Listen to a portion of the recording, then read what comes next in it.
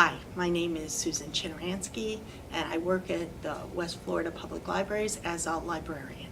Today, I want to talk about the book To Kill a Mockingbird, which was banned and has been banned and continues to be banned in many school districts for lots of reasons, most notably vulgar language. They call it filthy, trashy,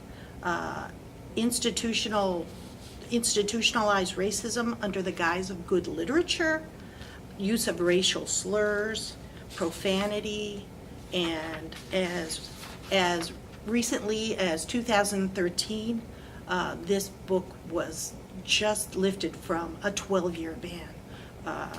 The language in the 1950s was very different from the language of today, and what was perfectly acceptable back then is no longer acceptable today, and so that's why this book continues to be banned. In short, the book is about a little girl growing up in rural Alabama in the Depression.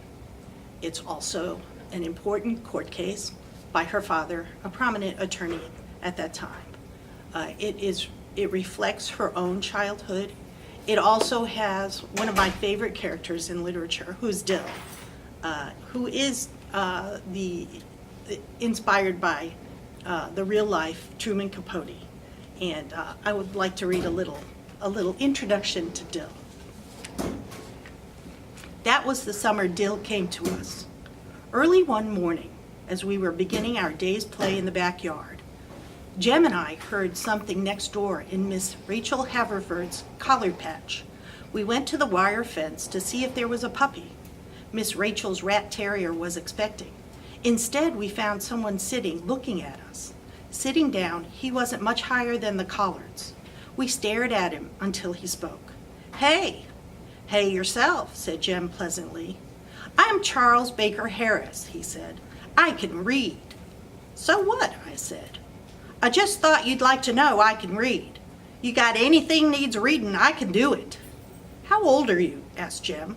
4.5. "Going on 7.